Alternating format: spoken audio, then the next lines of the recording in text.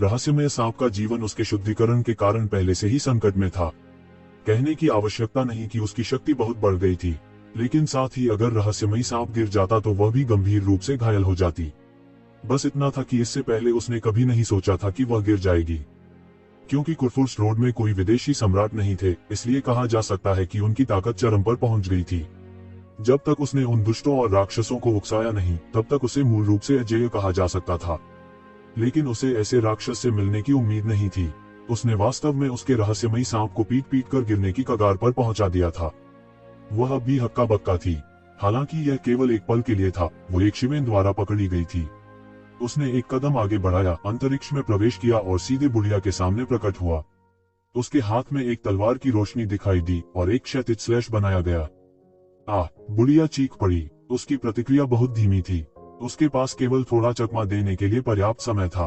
उसके शरीर का एक छोटा सा आधा हिस्सा सीधे एक शिवेन द्वारा काट दिया गया था और सीधे तोड़ दिया गया था। उसका खून फूट पड़ा और हवा में व्याप्त खून की धुंध में बदल गया। बुढ़िया अपने साथियों के पास वापस चली गई।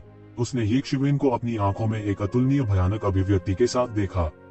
यह कहा जा सकता है कि वह पहले लापरवाह थी, लेकिन अब उसने स्पष्ट रूप से अपनी सारी शक्ति का उपयोग कर लिया था। लेकिन उसे अभी भी एक शिवेन द्वारा दुर्व्यवहार किया गया था। रक्त के रंग की तलवार की आभा बहुत भयंकर थी और उससे जुड़ी दुष्ट आभा बहुत भयानक थी। वह डस्क स्नेक के शरीर में छिपी हुई थी जब उन्होंने मारपीट की थी, लेकिन वह अभी भी प्रभावित थी। यह उसके लिए अकल्पनीय था। इस स्तर तक साधना करने के बाद यह कहा जा सकता है कि उसने लाशों के पहाड़ों और रक्त के समुद्र का अनुभव किया था। उसका मन असामान्य रूप से दृढ़ था और यहाँ तक कि एक प्राचीन युद्ध के मैदान की दुष्ट आत्मा का भी उस पर कोई प्रभाव नहीं था। लेकिन वह क्यूई तलवार की दुष्ट आत्मा से प्रभावित थी, जैसे कि उसने वास्तव में एक नरक देखा था और वह हमेशा के लिए उस नरक में गिर गई थी। वह मंजर वाकई बहुत डरावना था। अब जब उसने इसके बारे में सोचा तो वह अभी भी असामान्य रूप से भयभीत महसूस कर रही थी। वह किस प्रकार का जादू उपकरण उपयोग कर रहा है, इतना शक्तिशाली कैसे हो सकता है? हर कोई इस प्रश्न के बारे में सोच रहा था, विशेषकर अन्य विशेषज्ञ। हालांकि उन्हें अपनी ताकत पर भरोसा था, लेकिन वे यह नहीं कहेंगे कि इतने कम समय में वे बूढ़ी औरत को भारी नुकसान पहुंचा सकते हैं। यह ऐसा कुछ नहीं था जिसे केवल ताकत के साथ वर्णित किया जा सके। वे इस बात को लेकर भी बहुत स्पष्ट थे कि उन्हें उस रहस्यमय जादू के उपकरण का इस्तेमाल करना चाहिए था, लेकिन वे किसी ऐसे जादू के उपकरण के बारे में भी नहीं सोच सकते थे जो ऐसा कर सके। शायद एक शीर्ष श्रेणी का जादू उपकरण भी ऐसा नहीं कर सका। तुम वास्तव में बहुत बेकार हो, तुम एक जूनियर से भी नहीं निपट सकते। वह लोमड़ी औरत खिलखिलाकर बोली। यदि आपके पास क्षमता है तो करें। बुढ़िया ने अपने शरीर के आधे हिस्से को ठीक करना जारी रखा जो कट गया था और खराब मूड में कहा था। यदि वह अपनी पिछली चरम अवस्था में होती तो वह निश्चित रूप से उसे बताती कि फूल इतने लाल क्यों थे, लेकिन अब उनका ऐसा करने का मूड नहीं था। हर कोई सावधान रहें। यह आदमी सरल नहीं है और उसका यह खगोलीय उपकरण अतिरिक्त सावधान रहने के लायक है। उस समय सुनहरे पंखों वाला आकाश हाउलिंग लान बोला। उसने इसे अभी अभी साइड से स्पष्ट रूप से देखा था। तलवार क्यूई वास्तव में तेज और भयानक थी। अपनी साधना के स्तर के साथ भी वह उस तरह की तलवार क्यूई का सामना नहीं करना चाहता था। तू जिविन ने अपने हाथ में ब्रोकन स्काई तलवार पकड़ी और कदम दर कदम आगे बढ़े। ऐसा लग रहा था जैसे उसने इन लोगों को पूरी तरह से नजरअंदाज कर दिया हो। उनकी अभिव्यक्ति उदासीन थी और उनकी तलवार की नोक अभी भी सुनहरे खून से टपक रही थी। सुनहरा रक्त नीचे टपका और जल्दी से पृथ्वी द्वारा अवशोषित कर लिया गया। छोटे भाई, अगर तुम आगे बढ़ना जारी रखते हो तो मुझे असभ्य होने का दोष मत दो। आकर्षक महिला आकर्षक रूप से मुस्कुराए और बोली। ये शिवेन ने उसकी ओर रुखाई से देखा और कहा, अगर तुम हमला करना चाहती हो तो साथ में करो, बकवास मत करो। छोटे भाई, अपने आप को मजबूर मत करो। आपको उस प्रकार के खगोलीय उपकरण को सक्रिय करते हुए अच्छा महसूस नहीं करना चाहिए। अब आपके पास अभी भी कुछ युद्ध शक्ति शेष है। अब पीछे हटने में देर नहीं हुई है। आज आपका प्रदर्शन दुनिया को चौंका देने के लिए काफी है। यदि आप वापस जाते हैं और कुछ और वर्षों तक अभ्यास करते हैं तो आप शिखर तक पहुंचने में सक्षम हो सकते हैं। आकर्षक महिला ने मुस्कुराते हुए कहा। ये शिवेन की बातों से उसे गुस्सा नहीं आया। मुझे लगता है कि उनमें से कुछ और को मारने के लिए पर्याप्त होना चाहिए। ये जिवेन ने ठंडेपन से कहा। तुम उसके साथ बकवास क्यों कर रहे हो? यह बच्चा बहुत अजीब है। चलो सेना में शामिल हो और सीधे उस पर हमला करें। इस समय बैंगनी कपड़े पहने अधेड़ उम्र का आदमी इसे और सहन नहीं कर सकता था। ये जिवेन देर नहीं करना चाहती थी, स्वाभाविक रूप से, क्योंकि पीछे से और भी मास्टर्स आ सकते हैं। वे भी वही थे। वैसे भी वे केवल कुनपेन का रक्तसार चाहते थे। वे रक्तसार लेने के बाद जा सकते थे। उनकी मृत्यु के बाद बाढ़ की परवाह किसने की? बूम! बैंगनी रंग के कपड़े पहने अधेड़ उम्र के व्यक्ति के शरीर से बैंगनी रंग की रोशनी फूट पड़ी। उनकी प्राणशक्ति के प्रस्फुटन से सारा संसार कांप उठा। यह अज्ञात था जब उसके हाथ में एक भाला दिखाई दिया। यह भाला अंतहीन रक्त ऊर्जा का उत्सर्जन कर रहा था। यह ज्ञात नहीं था कि इतनी चौंकाने वाली रक्त ऊर्जा बनाने के लिए उसने कितने लोगों की हत्या की थी।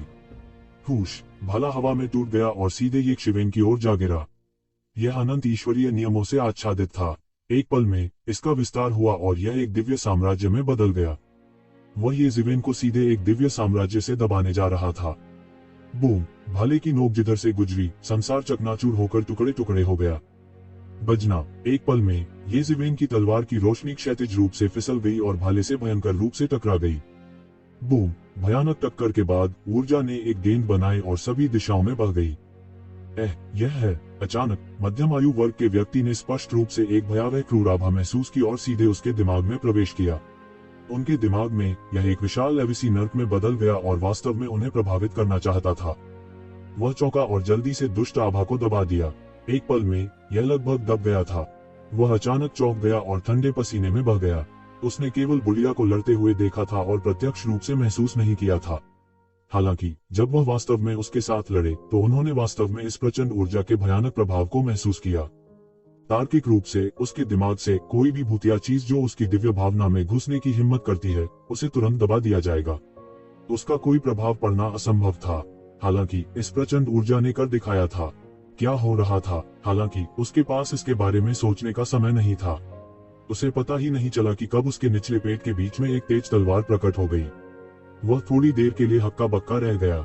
ये जीवेन ने इस पल का लाभ उठाया और स्पेस ब्रेकिंग तलवार को अपने शरीर में घुसेड़ दिया। बैंगनी कपड़े पहने अधेड़ आदमी बार बार चिल्लाया और पीछे हट गया। तलवार से वह गंभीर रूप से घायल हो गया था। अंतहीन दुष्ट क्यूई तलवार क्यूई के साथ उसके शरीर में घुस गई। हालांकि उसे चाकू से नहीं मारा गया था, लेकिन वह एक पल में गंभीर रूप से घायल हो गया था। दुष्ट क्यूई उसके शरीर के सभी पहलुओं को प्रभावित कर रहा था, जो उसकी युद्ध शक्ति खोने के बराबर था। इस नजारे को देखकर कई लोग हैरत में पड़ गए। ऐसी युद्ध शक्ति इतनी शक्तिशाली थी कि साधु लोक के शिखर पर 2 विशेषज्ञों को नष्ट करना भयानक था। दूसरी ओर इन क्लाउड सिटी के ग्रैंड एल्डर, जो दूरी में उजाड़ जानवर कठपुतली के साथ युद्ध में थे, ने अनायास ही इस दृश्य पर अपनी निगाहें गड़ा दी और वह खुद को भाग्यशाली महसूस किए बिना नहीं रह सके। सौभाग्य से मैंने इस बार कुछ सहायकों को आमंत्रित किया है, अन्यथा इन क्लाउड सिटी वास्तव में इस साथी द्वारा पलट दी जाएगी जिसे मैंने शुरुआत में गंभीरता से नहीं लिया था। क्लाउड इंक सिटी का सिटी लॉर्ड बुरी तरह विफल नहीं हुआ। यह मूल रूप से एक विशाल समुद्र था। सीवा कहाँ था? बुरी तरह असफल होना सामान्य बात थी। क्षेत्र की स्थिति अचानक सभी के लिए भ्रमित करने वाली हो गई थी। हालांकि दूसरी तरफ 3 लोग बचे थे। इस बात की बहुत संभावना थी कि ये जीवेन साधु क्षेत्र के शिखर पर कुछ और देवताओं को गंभीर रूप से घायल करने में सक्षम होंगे, यह देखते हुए कि कैसे उन्होंने 2 देवताओं को गंभीर रूप से घायल कर दिया था। साधु क्षेत्र, शायद वे वास्तव में उसे रोक नहीं पाएंगे। 3 और हैं। क्या तुम मेरे पास एक साथ आने या एक एक करके मरने की योजना बना रहे हो? ये जीवेन ने उदासीनता से कहा। अगर कोई ध्यान से देखे तो वे अभी भी देख सकते थे कि एक शिवेन की आंखें थोड़ी लाल थीं। वह असामान्य रूप से उदासीन दिखे। वह एविसी स्वॉर्ड क्यूई से भी थोड़ा प्रभावित था, जिसने उसके शरीर में स्टार बीस्ट रक्त रेखा की उग्रता को उत्तेजित किया। इतनी भयंकर तलवार अपने आप में 2धारी तलवार थी। दूसरों को दुख देने के लिए पहले स्वयं को कष्ट देना होता है। अपने दिमाग को स्थिर करने के लिए मिंगक्सन प्राचीन पेड़ के बिना वह केवल अपने दिमाग को खो जाने से बचाने के लिए रहस्यमय जगह पर भरोसा कर सकता था। कोई साधारण व्यक्ति होता तो तलवार के इतने प्रहारों के बाद ही पागल हो जाता। भगवान, क्या वह वास्तव में 3 के खिलाफ 1 से लड़ने की योजना बना रहा है? बहुत भयानक है। सौभाग्य से हम ऊपर नहीं गए और कुछ भी नहीं किया, नहीं तो पता नहीं हमारा क्या होगा। उद्धरण चिन्ह।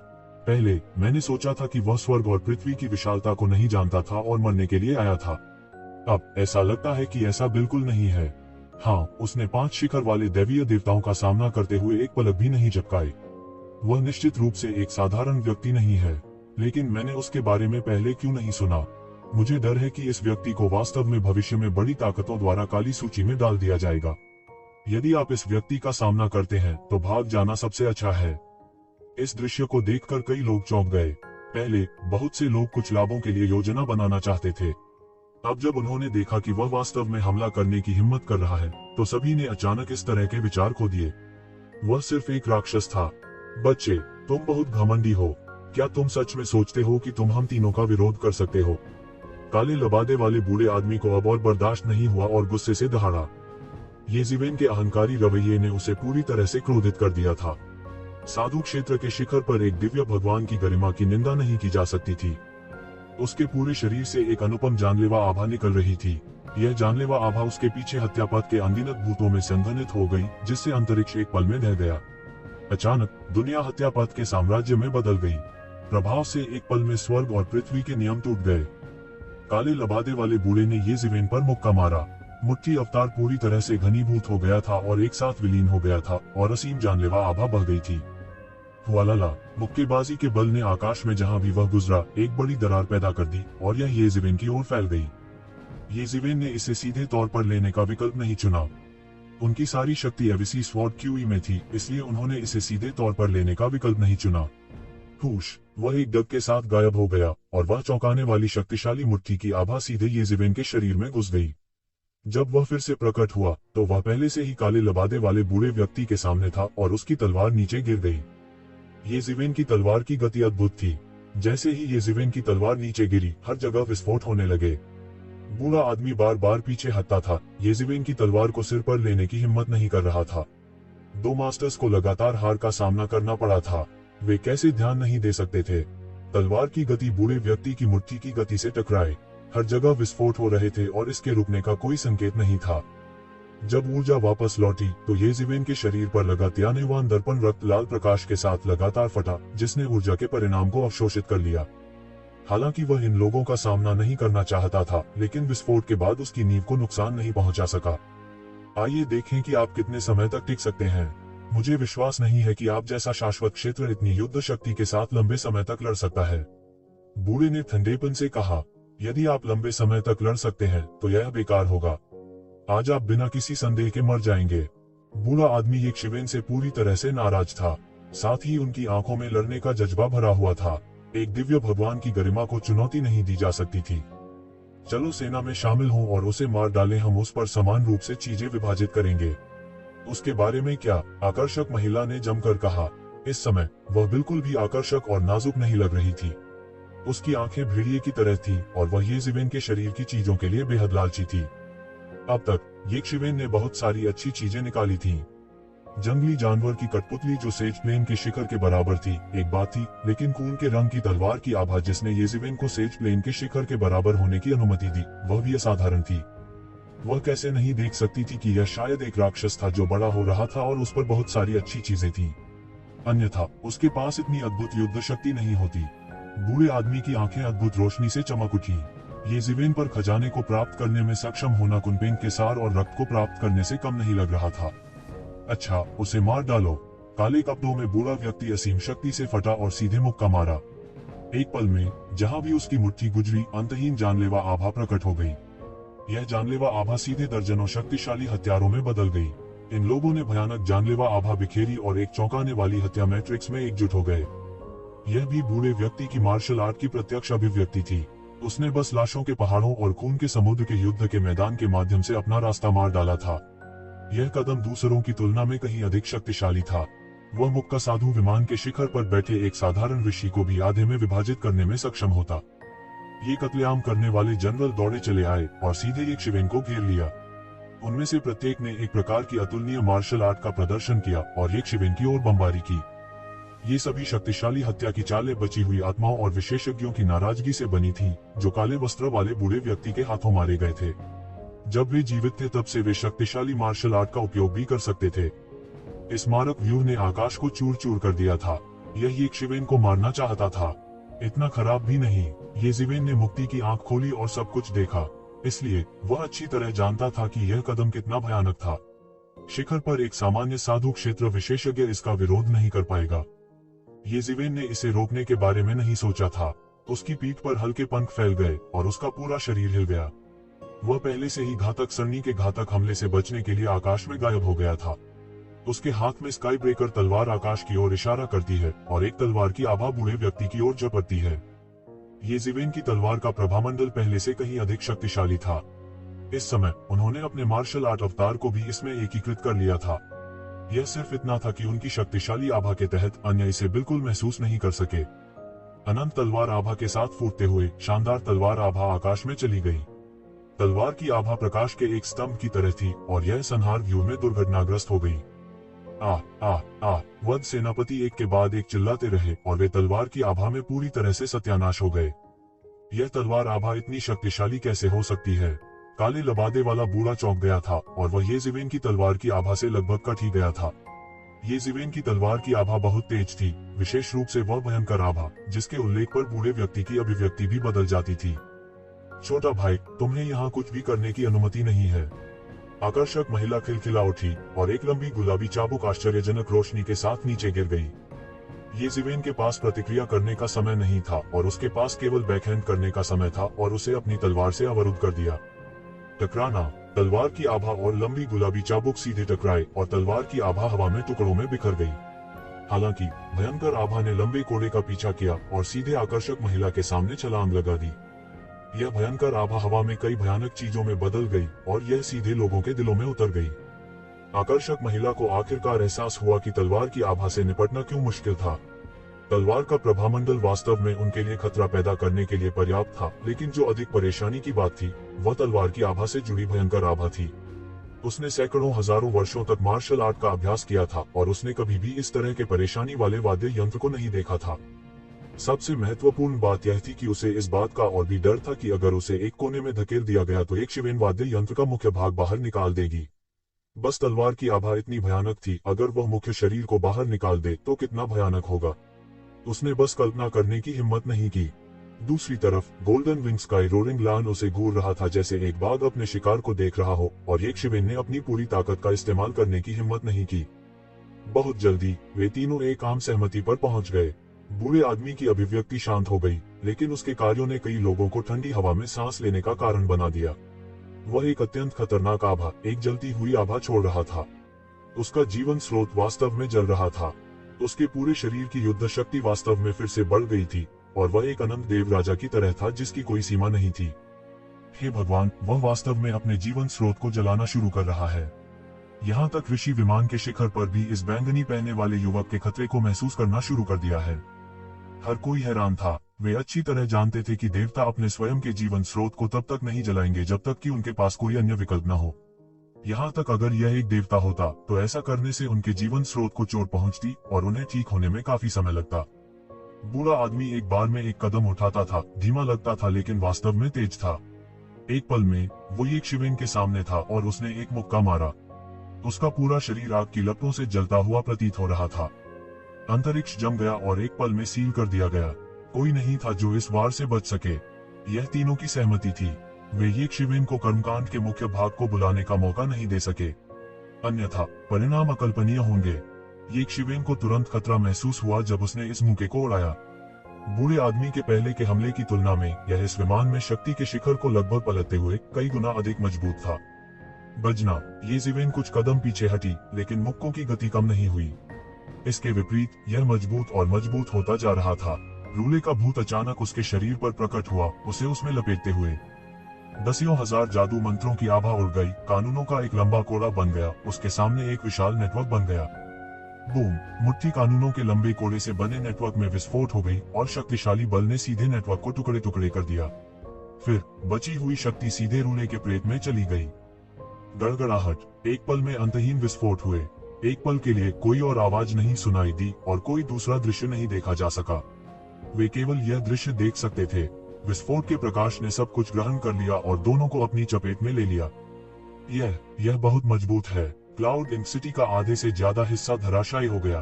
दूर से देखने पर यह बेहद चौंकाने वाला था। दोनों पक्षों ने पहले ही अपना सर्वश्रेष्ठ प्रदर्शन कर लिया था। बजना। एक जोरदार तलवार की गड़गड़ाहट के साथ एक खून से रंगी तलवार क्यूई ने आकाश को खोल दिया, जिससे विस्फोट के अंतहीन झटकों से बाहर निकलने का रास्ता बंद हो गया। फिर सभी ने देखा कि यह खून से रंगी तलवार क्यूई पहले से 10 गुना अधिक मजबूत थी। यह एक पल में गायब हो गया और जब यह फिर से प्रकट हुआ तो यह शून्य में घुस गया था। हालांकि उन्होंने केवल एक दयनीय चीख सुनी। जब उन्होंने इसे सुना तो उन्होंने महसूस किया कि यह काले कपड़े पहने बूढ़े व्यक्ति की आवाज नहीं थी। उसके बाद सारा धुआं और धूल छट गया और उन्होंने स्पष्ट रूप से देखा कि काले कपड़े पहने बूढ़े आदमी को बीच हवा में एक खूनी धुंध में उड़ा दिया गया था। उसके शरीर की सभी चीजें फट गईं, लेकिन वे सभी येज़ेवेन के बड़े हाथ द्वारा एकत्र किए गए थे। हालांकि ये जिवेन की मौजूदा स्थिति अच्छी नहीं लग रही थी। उसका चेहरा पीला पड़ गया था और उसके पूरे हाथ से खून टपक रहा था। घाव से लगातार सुनहरा खून टपक रहा था। इसके अलावा उसकी बांह पर घाव जरा सा भी नहीं था। उसके हाथ के लगभग हर हिस्से में छोटी छोटी दरारें थीं। मूल रूप से उनके हाथ के लिए एविसी स्वॉर्ड ऑरा से गुजरना पहले से ही बहुत मुश्किल था। अभी अभी उसने एविसी स्वॉर्ड ऑरा के अवशोषण को बढ़ाया और उसका हाथ लगभग फट गया। उसके पूरे हाथ में शिरोबिंदु पहले से ही गड़बड़ थे। उसके शरीर की सारी शक्ति लगभग समाप्त हो चुकी थी। 10,000 स्पेल रूलेट और एविसी तलवार को एक साथ इस्तेमाल करने की कीमत बहुत ज्यादा थी। उनके शरीर में बैंगनी लॉर्ड्स फ्लेम कई लड़ाइयों से गुजरा था और इसके 1/3 से थोड़ा अधिक ही बचा था। कोई भारी खपत की कल्पना कर सकता है। सौभाग्य से वह खाली हाथ नहीं आया। काले रंग के बूढ़े आदमी की सारी दौलत यक्षविन ने ले ली थी। उसने चुपचाप गिना और पाया कि वास्तव में 10 अरब से अधिक थे। सेज प्लेन के शिखर पर विशेषज्ञ जिन्होंने सैकड़ों, हजारों या यहाँ तक लाखों वर्षों तक खेती की थी, वे वास्तव में समृद्ध थे। खासकर जब से वे टाइटल किंग स्तर तक खेती नहीं कर सकते थे, उनकी खपत में वृद्धि नहीं होगी। वर्षों में इस तरह का संचय शायद कुछ शीर्षक वाले राजा स्तर के विशेषज्ञों से भी अधिक समृद्ध था, जिन्होंने बहुत अधिक खपत की थी। हालांकि यह अफसोस की बात थी कि फायर एसेंस जैसा कोई शीर्ष खजाना नहीं था। लेकिन फिर अगर होता तो वह बहुत पहले ही इसका सेवन कर लेता। लेकिन फिर भी यक्षविन बहुत संतुष्ट थी। हालांकि उस समय हर कोई अभी भी पूरी तरह से चौंक गया था। सेज प्लेन के शिखर पर एक दिव्य गुरु वास्तव में मर गए थे। यदि उन्होंने इसे अपनी आंखों से नहीं देखा होता तो वे इस पर कभी विश्वास नहीं करते, क्योंकि यह बिल्कुल अविश्वसनीय था। ऐसे गुरु की मृत्यु एक बड़ी बात थी, और यह अविनाशी विमान का देवता था जिसने पूरे स्तर पर साधु विमान के शिखर पर एक गुरु को मार डाला था। ऐसा युद्ध अभिलेख देवताओं के बीच एक मिथक कहा जा सकता है। पहले उन्हें चौंका देने के लिए बस एक भारी चोट ही काफी थी। अब वे अवाक थे। यह कहा जा सकता है कि उनकी स्मृति में ऐसा कभी नहीं हुआ था। मारने की तो बात ही क्या, बस एक भारी चोट ही उन्हें यह महसूस कराने के लिए काफी थी कि उन्होंने किसी लेजेंड को देखा है। स्मैक! किसी को प्रतिक्रिया का मौका दिए बिना सीधा एक लंबा गुलाबी कोड़ा आ गया था। यह आकर्षक महिला थी। वो सबसे पहले प्रतिक्रिया देने वाली थी और वो येज़िविन से सबसे ज्यादा डरती भी थी। उसने अभी कोई चाल नहीं चली, क्योंकि उसने कभी नहीं सोचा था कि काले रंग के बूढ़े व्यक्ति को तलवार से मार दिया जाएगा। यह बस एक चमत्कार था। अब उसने आखिरकार प्रतिक्रिया व्यक्त की और उसने शपथ ली कि वह येक्वन को कभी भी एक और मौका नहीं देगी। हुश! येज़िविन हमले को बमुश्किल चकमा देते हुए सैकड़ों मील दूर चले गए। उसके सामने का स्थान आश्चर्यजनक गति से ढह रहा था। पूरा मंजर बेहद चौंकाने वाला था। हफ हफ! येक्षविन हौनफती रही। इस समय वह इतनी परवाह नहीं कर सकता था। उसने जल्दी से एक सांस में एक अरब दिव्य स्रोत को चूस लिया, तुरंत उसे जादुई शक्ति में बदल दिया और जल्दी से उसकी बांह पर लगी चोट को ठीक कर दिया। अरबों ईश्वरीय स्रोत बहुत लगते थे, लेकिन इस तरह की लड़ाई में यह बहुत ज्यादा नहीं था। खपत भी बहुत अधिक थी, खासकर जब उसके पास उच्च स्तर की लड़ाकू शक्ति थी। उनके शरीर में भारी मात्रा में दैवीय स्रोत डाला गया, जिससे उनके शरीर पर लगी चोटें जल्दी ठीक हो गईं और उनके शरीर में जादुई शक्ति की भरपाई हो गई। ऊर्जा की आपूर्ति के साथ फीनिक्स पुनर्जनन तकनीक ने तेजी से काम किया, लगातार मरम्मत की और थोड़े समय में इसका एक छोटा सा हिस्सा बरामद कर लिया गया था। लेकिन उसके सामने की आकर्षक महिला उसे वह मौका नहीं देगी। वह एक प्राचीन सम्राट की तरह आकाश में खड़ी थी। उसके पूरे शरीर ने एक गुलाबी आभा उत्सर्जित की जो तेजी से अनगिनत कानूनों में परिवर्तित हो गई, जिससे आकाश में कानूनों की एक नदी बन गई। वह कानून के शीर्ष पर खड़ी थी, दुनिया के सभी जीवित प्राणियों को हेय दृष्टि से देख रही थी। उसकी जादुई शक्ति, उसका दाव, सब कुछ सांकेतिक कानूनों की इस लंबी नदी पर संघनित था। जो लोग साधु स्तर के शिखर तक साधना करने में सक्षम थे, उन सभी के पास अपने तुरुप के पत्ते थे। अपनी सभी शक्तियों को एक साथ एकत्रित करके वे सबसे शक्तिशाली शत्रुओं को भी पराजित करने में सक्षम होंगे। अनगिनत कानूनों ने एक नदी का निर्माण किया, येज़िविन पर बमबारी की। Boom boom boom! येज़िविन चमकते रहे, जैसे कि उन्होंने अपनी युद्ध शक्ति पूरी तरह से खो दी हो और इससे मुकाबला करने की हिम्मत नहीं कर रहे थे। सभी की राय में येक्षविन ने अपनी पूरी युद्ध शक्ति खो दी होगी। उनके लिए दूरदर्शिता का विरोध करना असंभव था। आकर्षक महिला भी कदम दर कदम येशिवेन के करीब आ रही थी। सुनहरे पंखों वाला आसमानी दहाड़ता हुआ शेर पिछली बार से अपना सबक सीख चुका था। यह समय समय पर पक्ष से हमला कर रहा था। इसने कई बार हमला नहीं किया, लेकिन यह हर बार निर्दयी था। इसने येक्षविन को एक कोने में धकेल दिया था। कुछ समय के लिए आकाश में अंधेरा छा गया और सूर्य और चंद्रमा नहीं चमके। दाव तकनीकों की उस विशाल नदी ने प्रकाश की सभी किरणों को ढक दिया था। एक तरह की सर्वोच्च मार्शल आर्ट तकनीक किसी भी समय इससे बाहर निकल सकती है और येक्षविन को दबा सकती है। आज्ञाकारी रूप से अपनी मृत्यु को स्वीकार करो, संघर्ष मत करो। आकर्षक महिला ने ठंड से कहा। देखने वालों के दिल अचानक से चकरा गए। ऐसा कहा जा सकता है कि पिछले तीनों को येशिवेन ने एक एक करके हराया था। बाकी दो कैसे येशिवेन को यह मौका दे सकते थे? वे उसे एक एक करके उन्हें हराने का अवसर कभी नहीं देंगे। हालांकि यह पहली बार था जब दोनों ने सहयोग किया था। वे काफी मौन थे। उन्होंने मिलकर येशिवेन को एक कोने में धकेल दिया, खासकर अहंकारी महिला को। वह एक मार्शल आर्ट क्षेत्र में दिखाई दी और किसी भी समय घातक झटका लगा सकती थी। यहाँ तक येशिवेन को भी अपनी सारी एकाग्रता बढ़ानी थी और इसका इस्तेमाल उससे बचने के लिए करना था, नहीं तो उसका सिर फट सकता है। येशिवेन का फिगर लगातार चमक रहा था, लेकिन उसके हाव भाव में जरा सी भी घबराहट नहीं दिखी। उसने अपने जीवन में अनगिनत लड़ाइयों का अनुभव किया था और सैकड़ों लड़ाइयों का अनुभव किया था। यहाँ तक अगर वह एक निराशाजनक स्थिति में था तो भी वह अपना आपा नहीं खोता था। वह अभी भी प्रतीक्षा कर रहा था, पलटवार करने के अवसर की प्रतीक्षा कर रहा था। अगर दूसरों को इस बारे में पता चलता तो वे शायद मौत से डर जाते। ये फुटियन को सेज प्लेन के शिखर पर दो विशेषज्ञों द्वारा एक कोने में धकेल दिया गया था, फिर भी उसने वापस लड़ने की हिम्मत दिखाई। ऐसी इच्छा शक्ति कोई ऐसी चीज नहीं थी जिसकी तुलना सामान्य लोग कर सकें। आखिरकार येशिवेन के चकमा देने की पूरी जगह को दो मालिकों ने रोक दिया था। आकर्षक महिला हंसी और एक लंबा कोड़ा गिरा जिसने पूरे आकाश को ढक दिया। यहाँ तक एक सामान्य ज्ञानी क्षेत्र कृषक को भी इस चाबुक से मार डाला जाएगा, लेकिन इस तरह के तरीके का इस्तेमाल येशिवेन से निपटने के लिए किया गया था जो शाश्वत क्षेत्र में था। यह कहा जा सकता है कि यह एक अपवाद था। टकराना। लंबे कोड़े ने येशिवेन के शरीर पर बेरहमी से प्रहार किया और एक असीम ऊर्जा का उन्माद पैदा कर दिया। एक विशाल मशरूम बादल सभी दिशाओं में फैल गया। यह अंत में खत्म हो गया है। आकर्षक महिला के चेहरे ने आखिरकार कुछ सुकून भरा रूप प्रकट किया। यहाँ तक उसे खुद भी नहीं पता था कि उसकी नजर में येशिवेन सिर्फ युवा पीढ़ी का भगवान नहीं था। इसके बजाय वह एक भयानक विशेषज्ञ बन गया था जो उसके लिए घातक खतरा पैदा कर सकता था। सावधान रहो, वह अभी मरा नहीं है। गोल्डन विंग स्काई हाउलिंग लान की आवाज अचानक प्रकट हुई। उसकी सुनहरी आंखों में उसे कुछ दिखाई दे रहा था। क्या? आकर्षक महिला रोया। हालांकि इससे पहले कि वह प्रतिक्रिया कर पाती, एक आश्चर्यजनक तलवार की हुई ऊर्जा के ज्वार से बाहर निकल गई। यह लगभग वैसा ही तरीका था जैसा काले चोगे वाले बूढ़े को मारने के लिए किया जाता था। नहीं, यह उस काले वस्त्र वाले बूढ़े व्यक्ति को मारने के लिए इस्तेमाल किए जाने वाले से भी तेज और भयानक था। वह इस अवसर की प्रतीक्षा कर रहा था। ऐसा लगता था कि उसे एक हताश स्थिति में धकेल दिया गया था और ऐसा लग रहा था कि विरोध करने की कोई शक्ति नहीं है, लेकिन यह उसकी सच्ची बैकअप योजना थी।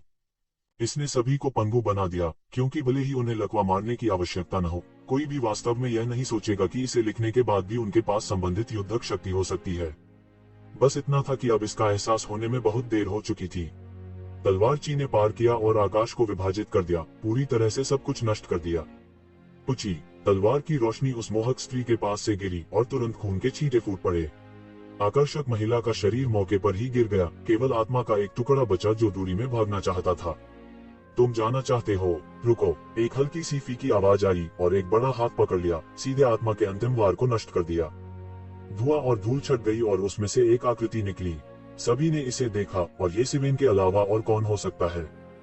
येशिवेन पहले से भी ज्यादा शर्मिंदा थी। उसने खुद को दो उपकरणों का उपयोग करने के लिए मजबूर किया था जिसे वह फिलहाल पूरी तरह से नियंत्रित नहीं कर सका था और पहले ही अपनी जीवन शक्ति को कुछ नुकसान पहुंचा चुका था। बैंगनी हरे लॉर्ड्स फ्लेम का थोड़ा सा हिस्सा ही बचा था। उसके शरीर ने ईश्वरीय स्रोत को बुरी तरह से पचा लिया और उसने एक बार में 1 अरब दिव्य स्रोत को निगल लिया। तभी उसे अच्छा महसूस हुआ और उसकी जादुई शक्ति फिर से भर गई। हालांकि घायल जीवन शक्ति इतनी आसानी से वापस नहीं पाई जा सकती थी और उसे खुद को अलग करने के लिए जगह खोजने की जरूरत थी। लेकिन अब बहुत देर हो चुकी थी। ये दोनों दैवीय उपकरण बहुत भयंकर थे और सामान्य लोग इनका उपयोग बिल्कुल नहीं कर सकते थे। उसे तब तक इंतजार करना होगा जब तक कि वह किंग लेवल तक नहीं पहुंच जाता। शायद वह 10,000 स्पेल रूले को चलाने में सक्षम हो जाए जैसे कि वह उसका अपना हाथ हो। एविसी की गुणवत्ता की तलवार ने 10,000 स्पेल रूले को भी पार कर लिया और सर्वोच्च ग्रेड दिव्य उपकरण से ऊपर था। लेकिन इसकी शक्ति वास्तव में महान थी। आकर्षक महिला का धन भी उसके हाथों में आ गया और वह काले रंग के बूढ़े व्यक्ति से भी अधिक अमीर था। केवल ईश्वरीय स्रोत ही 5 बिलियन से अधिक था और कुछ अन्य खजानों सहित उसकी संपत्ति 12 बिलियन से अधिक ईश्वरीय स्रोत से अधिक थी। कम से कम उसने नुकसान तो नहीं किया। मर गया, एक और मर गया। सभी डर गए और उन्होंने डरते हुए कहा। पहले जब उसने केवल 2 सेज रियलम विशेषज्ञों को गंभीर रूप से घायल किया था, वे पहले से ही पूरी तरह से चौंक गए थे। लेकिन गंभीर रूप से घायल करना और मारना एक ही अवधारणा नहीं थी। यह कहा जाना चाहिए कि मारने की कठिनाई गंभीर रूप से घायल करने की तुलना में 10 गुना अधिक थी। वह स्वर्ग के खिलाफ जा रहा है। आज के बाद उनका नाम उन अद्वितीय प्रतिभाओं के साथ कंधे से कंधा मिलाकर खड़ा हो सकेगा। अकल्पनीय, उसकी ताकत बहुत मजबूत है। मुझे डर है कि इस पीढ़ी के पास भी पिछली पीढ़ी के जीरेन वांग जैसा एक अद्वितीय व्यक्ति होगा। यह केवल कुरपुर स्ट्रोड की शुरुआत है और वह पहले ही शिखर पर ऋषि दायरे के विशेषज्ञों को मार चुका है। कुछ 100 वर्षों में मुझे डर है कि वह वास्तव में उन प्रतिभाओं के साथ कंधे से कंधा मिलाकर खड़ा होगा। देखते ही देखते भीड़ में भगदड़ मच गई। वे सभी इस तरह के करतब से स्तब्ध थे। क्लाउड इंक सिटी के महान बुजुर्ग पीछे हटते रहे। वह अपने सामने जंगली जानवर की कठपुतली से निपटने के लिए पहले से ही थोड़ा शक्तिहीन था, और जब उसने एक और विशेषज्ञ को देखा जिसकी ताकत येज़िवेन द्वारा घोड़े से गिरने से बहुत अलग नहीं थी, तो वह लगभग डर गया था। उसने येज़िवेन को ऐसे देखा जैसे उसने किसी राक्षस को देखा हो। वह पछता रहा था और पहली बार उसे पछतावा होने लगा। हालांकि कुनपेंग बहुत महत्वपूर्ण अवसर था। अगर इस अवसर को सभी के जीवन के साथ बदलना पड़े तो यह इसके लायक नहीं था। उन्हें कुनपेंग पर कब्जा करने का कोई अफसोस नहीं था। अगर वह होता तो वह वही चुनाव करता, लेकिन उसे इस बात का पछतावा था कि वह इसे गुप्त नहीं रख सका। जैसा कि कहा जाता है, एक शासक जो गुप्त नहीं है वह अपने देश को खो देगा, और एक मंत्री जो गुप्त नहीं है वह अपनी पहचान खो देगा। इसे गुप्त न रख पाने की अक्षमता ने इन लोगों को आकर्षित किया था। अंतहीन परेशानियों के बीच येज़िवेन सिर्फ पहली लहर थी। शायद बहुत से लोग थे जो अभी भी कुनपेंग के लिए लालायित थे। क्या क्लाउड इंक सिटी को आज वाकई भारी नुकसान होने वाला है? कुनपेंग की रक्त रेखा में सामूहिक परिवर्तन का उल्लेख नहीं करना, यहाँ तक क्लाउड इंक सिटी की रक्त रेखा को नष्ट होने से बचाना भी एक समस्या थी। इतनी शक्तिशाली हिडन वैली किंग्स फैक्शन इसे कैसे जाने दे सकती है? इस समय उसकी आंखों में थोड़ी निराशा झलक रही थी, और वास्तव में उसके मन में बचने के कुछ विचार आ रहे थे। यह कुछ ऐसा था जो पहले कभी नहीं हुआ था। वह जो ऋषि क्षेत्र के शिखर पर था, वास्तव में एक अविनाशी क्षेत्र द्वारा इस तरह के एक मृत अंत में मजबूर किया गया था। अगर वह पहले से तैयार नहीं होता, और अगर उसने अपनी पिछली लापरवाह योजना का पालन किया होता, तो येज़िवेन ने शायद अब तक क्लाउड इंक सिटी को उलट दिया होता। मुझे उम्मीद नहीं थी कि हम सभी ने आपको कमाका है। गोल्डन विंग स्काई दहाड़ते शेर की आंखें बेहद ठंडी थी, अंतहीन जानलेवा मंशा से फूट रही थी। क्या आप पीछे हटने वाले नहीं हैं? येज़िवेन ने मुस्कुराते हुए कहा, ऐसा लगता है कि जब तक आप ताबूत को नहीं देखेंगे तब तक आप हार नहीं मानेंगे। मैं अभी जाने को तैयार नहीं हूँ। मैं शर्त लगाता हूँ कि आप में निश्चित रूप से ज्यादा आत्मविश्वास नहीं है। यह बस इतना होता है कि मैं सारे लाभ अपने आप ले सकता हूँ। सुनहरे पंखों वाला आसमानी दहाड़ता शेर का चेहरा क्रूर था, विशेष रूप से वह साधन जो उसे ऋषि लोक के शिखर के विरुद्ध लड़ने में मदद कर सकता है। अगर वह इसे छीन सकता तो क्या उसके लिए राजा स्तर के बिजली घरों के खिलाफ लड़ने की उम्मीद नहीं होती? यह मूल रूप से केवल उन राक्षसी प्रतिभाओं का विशेषाधिकार था। अब उसके पास भी अवसर था, और हो सकता है कि उसके लिए ऐसा करना संभव हो। यह सोचकर उसके हृदय में लोभ असीम रूप से फैल गया। वह इतनी आसानी से जाने के लिए कैसे तैयार हो सकता है? लाभ वास्तव में लोगों को लालच से अंधा कर सकता है। येज़िवेन ठंडेपन से मुस्कुराए, मानो गोल्डन विंग्ड हॉलिंग स्काईलान के अहंकार का मजाक उड़ा रहे हों। यह अफसोस की बात है। मुझे नहीं पता कि इस दुनिया में कितने गोल्डन विंग्ड हॉलिंग स्काईलॉयन बचे हैं। अगर वे यहाँ मर जाते हैं तो क्या यह बहुत अफसोस की बात नहीं होगी? क्या वे विलुप्त हो जाएंगे? हर कोई हैरान रह गया। इस बिंदु पर येज़िवेन ने अभी भी ऐसे शब्द कहने का साहस किया। क्या ऐसा हो सकता है कि उसके पास वास्तव में तुरुप का इक्का था जिसका उसने उपयोग नहीं किया था? अगर ऐसा होता तो यह भयानक होता। हालांकि कुछ लोगों ने इसे मानने से इनकार कर दिया। येज़िवेन की शक्ल ऐसी लग रही थी जैसे उसने अपनी सारी लड़ने की ताकत खो दी हो। उसका चेहरा जानलेवा पीला था। उसने अपनी जादुई शक्ति को बहाल कर लिया था, लेकिन वह उस जीवन शक्ति को वापस नहीं ला सका जिसे उसने खा लिया था। बहुत से लोग साधना में निपुण थे, तो वे इसे कैसे नहीं देख सकते थे? लेकिन येज़िवेन की कमजोरी दिखाने और मजबूत दुश्मनों को मारने के पिछले 2 उदाहरणों के बाद हर कोई अपने दिलों में आश्वस्त नहीं था। कौन जानता था कि क्या इस आदमी के पास अभी भी तुरुप का इक्का है जिसका उसने अभी तक उपयोग नहीं किया है। इसके अलावा उनके दिल में वे येज़िवेन के प्रति पक्षपात किए बिना नहीं रह सकते थे। चूंकि उन्होंने पहले ही इतना बड़ा चमत्कार कर दिया था, तो क्यों न इस चमत्कार को आगे बढ़ाया जाए और एक ऐसा कीर्तिमान बनाया जाए जिसे अतीत में कोई भी भविष्य में हासिल नहीं कर पाएगा। कम से कम उन्होंने यही सोचा था। आपको मुझसे झूठ बोलने की जरूरत नहीं है। मुझे विश्वास नहीं है कि आपकी युद्ध शक्ति का इतनी बेरहमी से उपयोग करने से कोई प्रतिक्रिया नहीं होगी।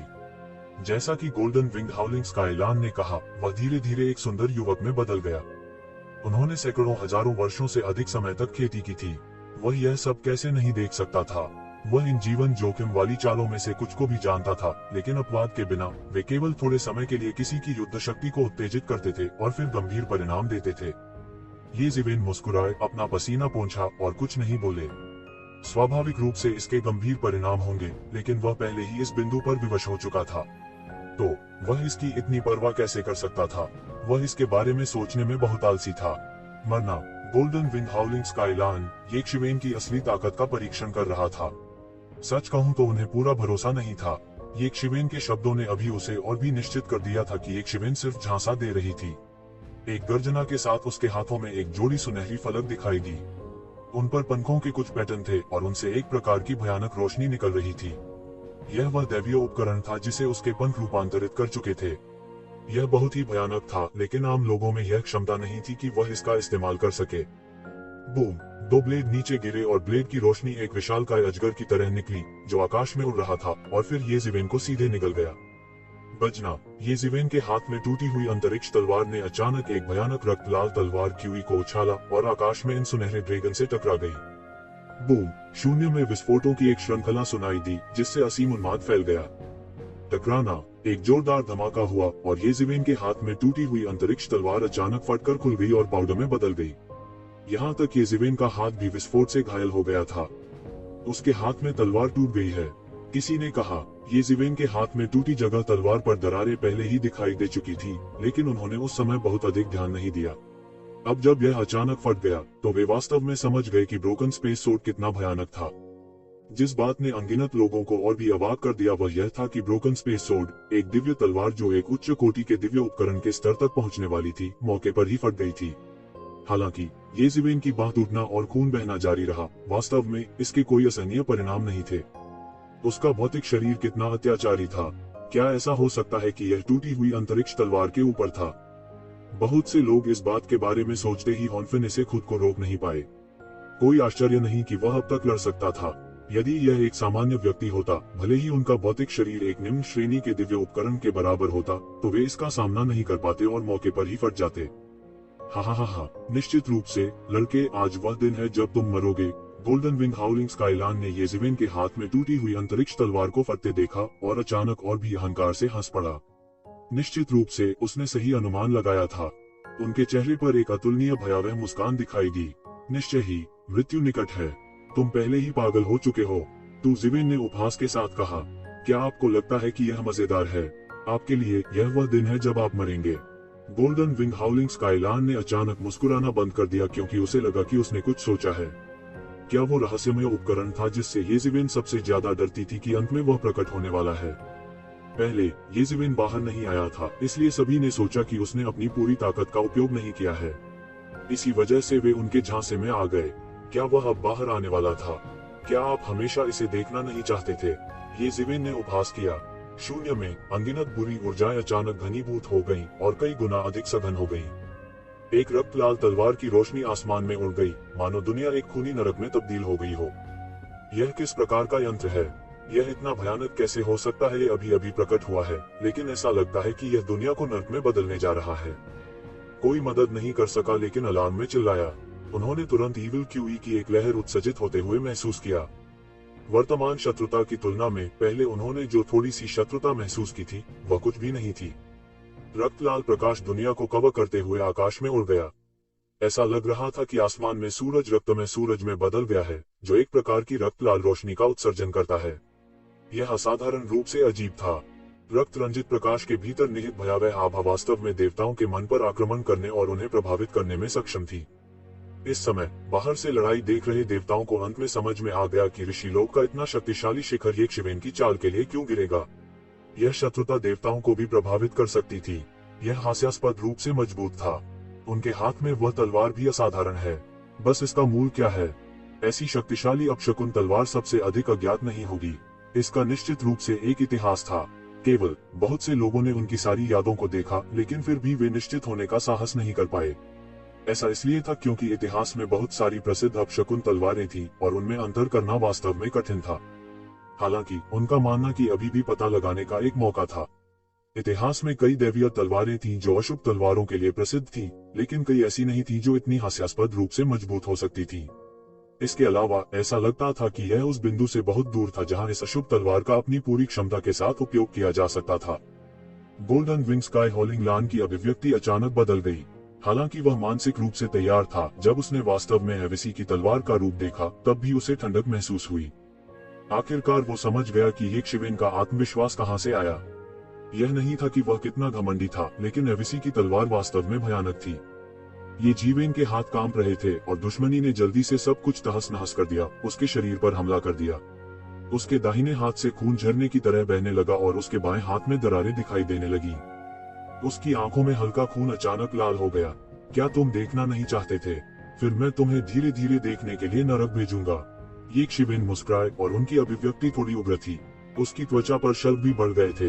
यह कोई और नहीं बल्कि स्टार बीस्ट की रक्त रेखा थी जो सक्रिय हो गई थी और यह अचानक उबल रहा था। ये शिवेन समझ गई थी कि वह इस समय प्रभावित हो गया था। अपने मन को स्थिर करने के लिए प्रबोधक मन प्राचीन वृक्ष के बिना इतने बड़े संहारक शस्त्र के प्रयोग का नुकसान परिलक्षित हुआ। तलवार की आभा से होने वाली शारीरिक चोट की तुलना में आत्मा का अधिक भयानक क्षरण था। अगर ऐसा लंबे समय तक चलता रहा तो वह पागल भी हो सकता है। एक देवता के लिए यह लगभग असंभव था, लेकिन एविसी की तलवार के निरंतर उपयोग से ऐसे परिणाम हो सकते हैं। स्विश! येजीवेन ने एक कदम आगे बढ़ाया और उसके पीछे दानवपंथ पूरी तरह से खुल गए। इस रक्तरंजित रोशनी में वह बेहद खूंखार नजर आ रहा था। एविसी की तलवार द्वारा लाई गई एविसी तलवार की आभा अभी स्काई स्प्लिटिंग तलवार द्वारा जारी की गई तलवार की आभा से 10 गुना अधिक भयानक थी। यहाँ तक वुजिमो भी पहले गंभीर रूप से घायल हो गए थे, इसलिए इसकी शक्ति की कल्पना की जा सकती है। बूम! तलवार की आभा इंच कुचल गई और इस तलवार प्रभा के कुचलने से आकाश भी इंच रह गया। गर्जन! स्वर्ण पंखों वाला आसमानी गरजता शेर दहाड़ता है और 2 कृपाण इस तलवार की आभा का सामना करते हैं। बूम! 3 सेकंड से भी कम समय के लिए विरोध करने के बाद उच्च श्रेणी की दिव्य कलाकृति जो उसके पंखों में तब्दील हो गई थी, वास्तव में मौके पर बिखर गई। देखते ही देखते वह पूरी तरह से धराशायी हो गया। यह कैसे संभव है? उसकी आंखें अविश्वास से फैल गईं। उच्च कोटि के भगवान शिल्प कृतियों की कठोरता के साथ जो उनके पंखों में तब्दील हो गए थे, केवल 3 सेकंड के लिए अवरुद्ध होने के बाद उनके लिए तुरंत चकनाचूर होना कैसे संभव था? यह तलवार कुछ ज्यादा ही भयानक थी, है ना? इस समय वह वास्तव में डरा हुआ था। उसके हृदय से अचानक एक गहरा भय उभरा। उसे इसका पूरा पछतावा था। येजीवेन के साहसिक कार्य और विरासत को पाने के लिए वह वास्तव में रुका रहा। उस समय यह कितना भी सही क्यों न लगे, इस समय यह बेहद बेवकूफी भरा लगता था। बूम! तलवार की आभा नीचे गिर गई और यह बहुत तेज थी। इसने उसे प्रतिक्रिया करने का बिल्कुल भी मौका नहीं दिया और इसने उसे सीधे डुबो दिया। तलवार की आभा से एक चीख निकली, पर वह व्यर्थ थी।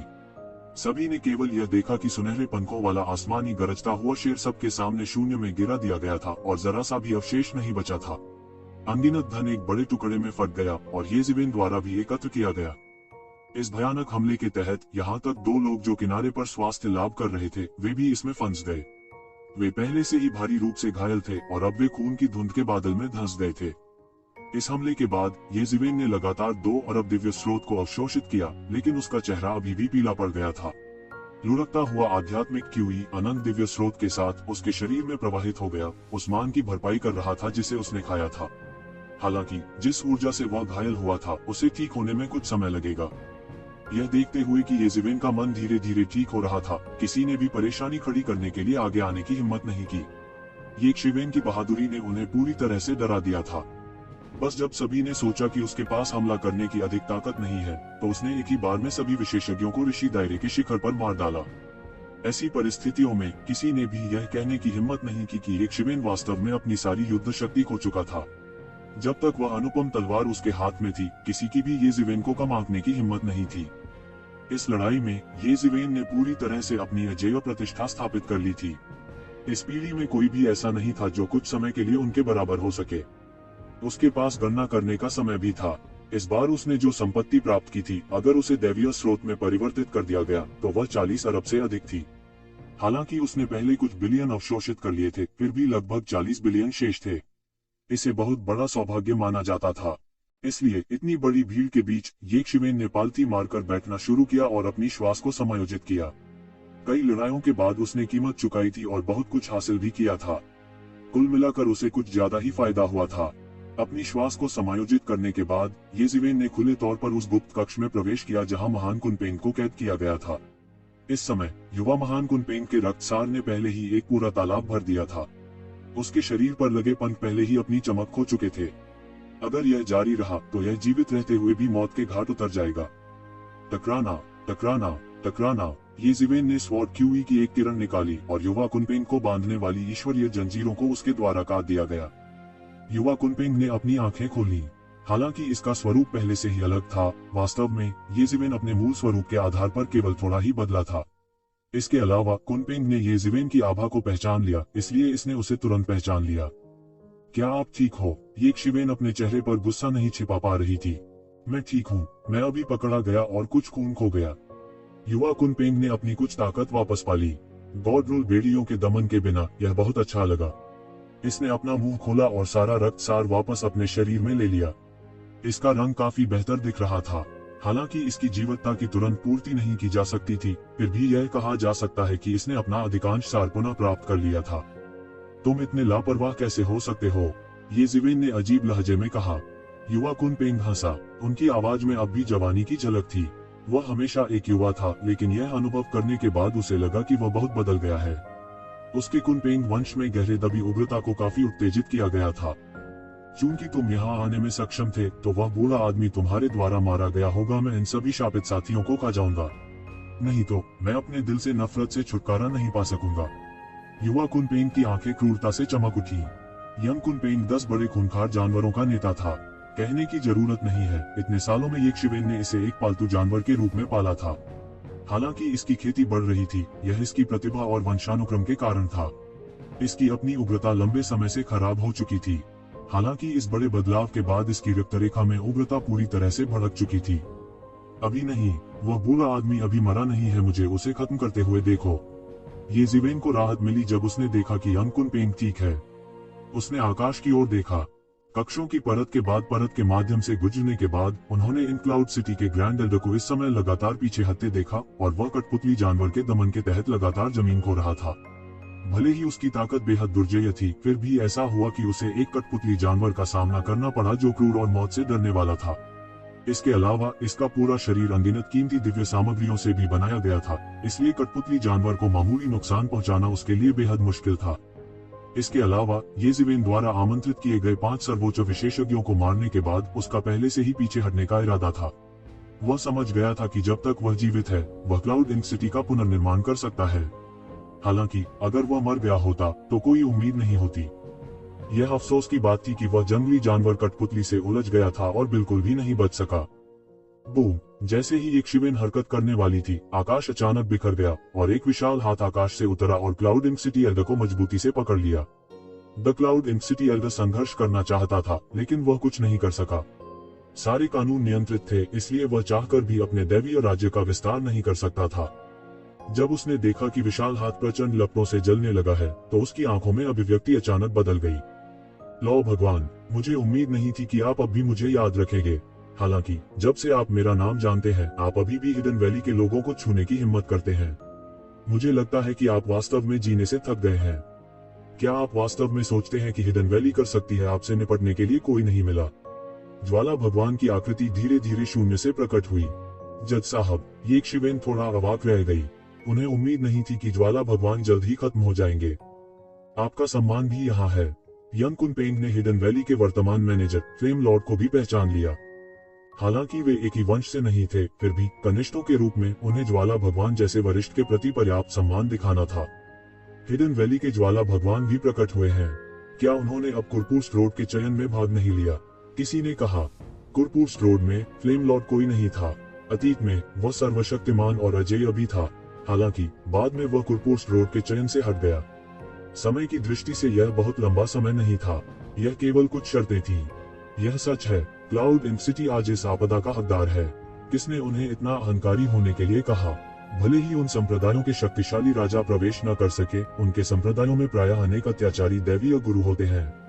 क्या वे वास्तव में सोचते हैं कि हिडन वैली उनका कुछ नहीं बिगाड़ सकती? अत्यंत शक्तिशाली। हालांकि ज्वाला भगवान इतने दसियों हजार वर्षों के बाद अभी तक राजा नहीं बने हैं, लेकिन ऐसा लगता है कि वे और भी अधिक शक्तिशाली हो गए हैं। मुझे डर है कि वह राजा बनने से दूर नहीं है। एक पुराना एंटीक चिल्लाया। उसने पहले लौ भगवान को क्रिया में देखा था। हालांकि उस समय की तुलना में वर्तमान ज्वाला भगवान और भी अथाह और राजसी थे। लॉ भगवान प्रमुख बलों के समझौते के अनुसार कुरफुर्स्ट रोड में होने वाली सभी हत्याओं का पीछा नहीं किया जाना है। क्या आप भूल गए? द क्लाउड इंक सिटी का ग्रेट एल्डर चिल्लाया। उसकी शक्ति ज्वाला भगवान की तुलना में कहीं कम थी। उनकी आंखों में डर था। जब वह एक शिवेन का सामना कर रहा था तो यह पूरी तरह से अलग था। वह ये जीवेन से सावधान था, लेकिन बस इतना ही था। हालांकि ज्वाला भगवान ने वास्तव में उसे भय का अनुभव कराया। उस समय जब ज्वाला भगवान पहले से ही अजेय थे, उन्होंने अभी ऋषि विमान में प्रवेश किया था।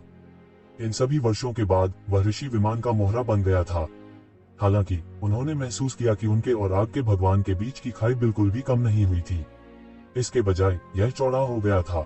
वे दोनों ऋषि विमान के शिखर पर थे, लेकिन वह आग की लपटों के भगवान से एक भी झटका नहीं झेल सका। वह अच्छी तरह जानता था कि हालांकि यह एक आश्चर्यजनक हमला था, भले ही वे आमने सामने लड़े, यह ज्यादा बेहतर नहीं होगा। ज्वाला भगवान ने शायद पहले ही एक सफलता हासिल कर ली थी। जैसे वह जीवित रहने के मौके के लिए लड़ने के लिए केवल प्रमुख ताकतों के समझौते का उपयोग कर सकता था। आपको क्या लगता है कि आप कौन हैं? क्या आपको लगता है कि यह समझौता आप पर लागू होता है? इसके अलावा यह सिर्फ एक साधारण नरसंहार था। मेरे वंश के शिष्यों को पकड़ने की कोशिश करने के लिए मैं संभवतः आपको कैसे छोड़ सकता हूँ? बकवास काटो। आज क्लाउड इंक सिटी से आपके वंशजों में से एक भी बचने का सपना नहीं देख सकता है। तुम सब मर जाओगे, आग की लपटों के मास्टर ने ठंडेपन से कहा। उस समय अंत में सभी ने देखा कि आसपास के स्थान में एक अवरोध प्रकट हो गया था। बिना उन्हें जाने उन्हें बाहरी दुनिया से अलग कर दिया। बैरियर के पीछे कई आकृतियां स्पष्ट रूप से सबके सामने प्रकट हुईं। सभी ने ठंडी हवा की सांस ली। यह हिडन वैली की सेना का आगमन था। बहुत से लोगों को अंत में याद आया कि हालांकि इस तरह का एक समझौता था, यह एक दूसरे को मारने से बचने के लिए राजा के संप्रदायों के बीच किया गया एक समझौता था। एक साधारण व्यक्ति उन्हें भय का अनुभव कराने के लिए कैसे योग्य हो सकता है? क्लाउड इंक सिटी के लोग टाइकिटियन हेवन में शक्तिशाली माने जाते थे। हालांकि हिडन वैली की नजर में वे शायद थोड़ी मजबूत चीटी थी। इन सभी वर्षों में क्योंकि राजा रैंक वाले मार्शल कलाकार प्रवेश नहीं कर सकते थे, बहुत से लोग भूल गए थे कि राजा रैंक वाले संप्रदाय कितने भयानक थे। बाहर के राजा रैंक वाले संप्रदायों की तुलना में राजा रैंक वाले संप्रदाय बहुत कमजोर थे। वे समान स्तर के भी नहीं थे। हालांकि ऐसा लगता था कि बहुत समय हो गया था, इसलिए बहुत से लोग संप्रदायों के आतंक को भूल गए थे। नहीं, तुम ऐसा नहीं कर सकते। इस समय क्लाउड इंक सिटी का महान बुजुर्ग पूरी तरह से पागल हो गया था और घबरा गया था। द हिडन वैली बंदर को चेतावनी देने और उन सभी को मारने के लिए मुर्गी को मारने की योजना बना रही थी। न केवल वह मरेगा, बल्कि क्लाउड इंक सिटी के सभी लोग आज यहाँ मरेंगे। कभी शानदार क्लाउड इंक सिटी आज हवा में गायब होने जा रही थी। लपटों के देवता ने उससे बात करने की जहमत नहीं उठाई। उसके हाथों में लपटें उठी और क्लाउड इंक सिटी के मुख्य बुजुर्ग उन लपटों से जलकर राख हो गए। आग की लपटों के भगवान, हम क्लाउड इंक सिटी से नहीं हैं। कृपया हमें जीने दें। हम क्लाउड इंक सिटी से बिल्कुल भी परिचित नहीं हैं। हमें मत मारो, हम निर्दोष हैं। उस पल में दर्शकों ने आखिरकार प्रतिक्रिया दी और चिल्लाया। उन्होंने क्लाउड इंक सिटी से अपने और लोगों के बीच एक स्पष्ट रेखा खींची। उनके साथ कुछ भी करने की उनकी हिम्मत नहीं हुई। तुरंत क्लाउड इंक सिटी के लोगों को भीड़ से अलग कर दिया गया। भले ही क्लाउड इंक सिटी के लोग बचना चाहें, वे दूसरों द्वारा पीछे हट जाएंगे। अपने अपने अस्तित्व की खातिर ये सभी पागल हो गए थे। हिडन वैली के विशेषज्ञों ने कोई चाल नहीं चली थी, लेकिन वे पहले ही एक दूसरे को मार चुके थे, जिससे आतंक का राज स्थापित हो गया।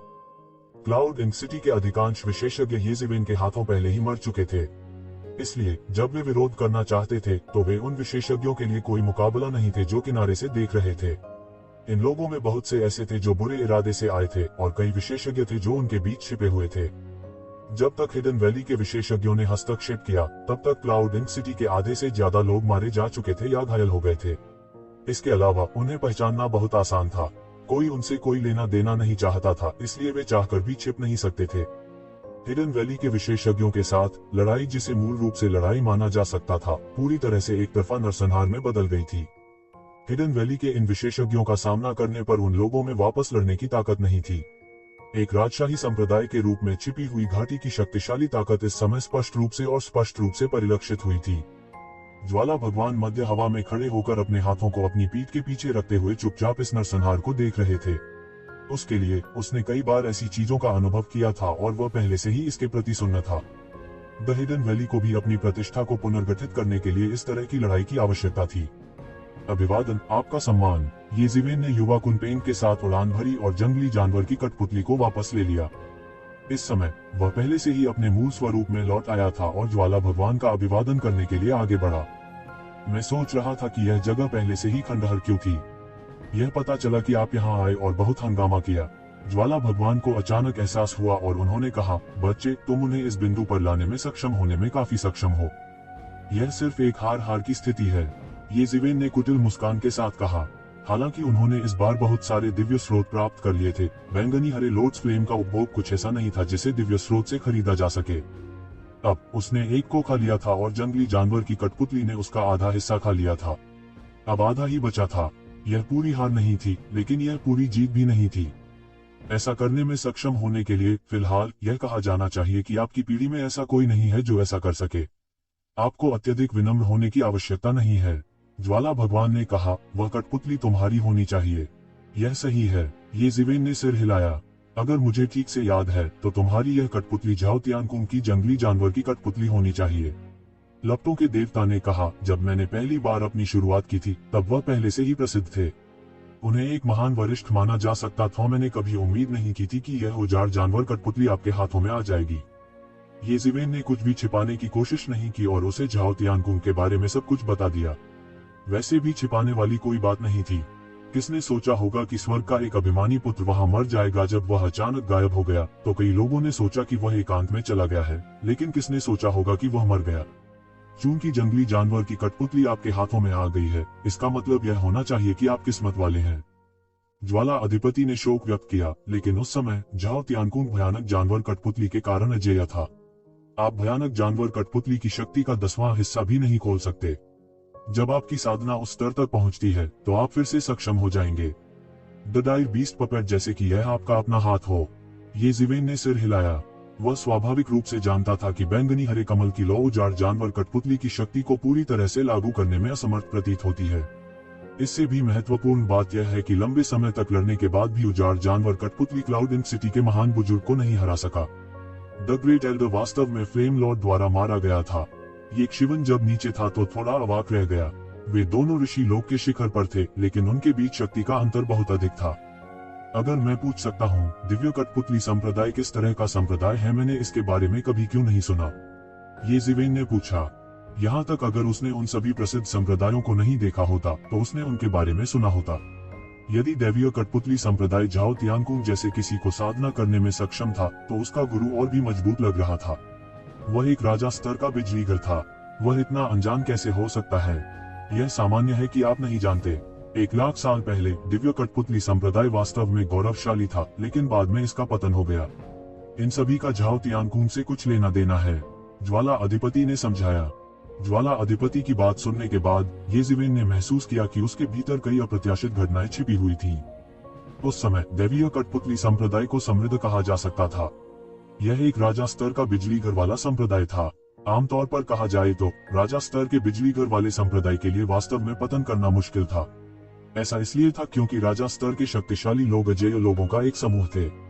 इसके अलावा वे लंबे समय से अस्तित्व में थे, इसलिए जब तक राजा स्तर के बिजली घर की मृत्यु नहीं हुई तब तक वास्तव में उनकी जीवन शक्ति को नुकसान पहुंचाना मुश्किल था। हालांकि उस समय दिव्य कठपुतली संप्रदाय के नेता झाओ तियानकुंग के गुरु थे। वह उस समय दैवीय कठपुतली संप्रदाय में एकमात्र राजा स्तर का बिजली घर भी था। ऐसा व्यक्ति स्वाभाविक रूप से शक्तिशाली था और साथ ही उसने कई शिष्यों को शिक्षा दी। उनमें झाओ तियानकुंग के अलावा सबसे उत्कृष्ट उनके दूसरे शिष्य थे। मूल रूप से झाओ तियानकुंग सभी के पक्षधर थे और वे नेता के उत्तराधिकारी भी थे। एक बार जब उसने कुरपुर स्रोत की पर्याप्त खोज कर ली तो वह स्वाभाविक रूप से वापस आ जाएगा और दिव्य कठपुतली संप्रदाय को संभालने के लिए राजा स्तर तक पहुंच जाएगा। तब तक 2 राजा स्तर के बिजली घरों वाला दैवीय कठपुतली संप्रदाय और भी अधिक शक्तिशाली और स्थिर हो जाएगा।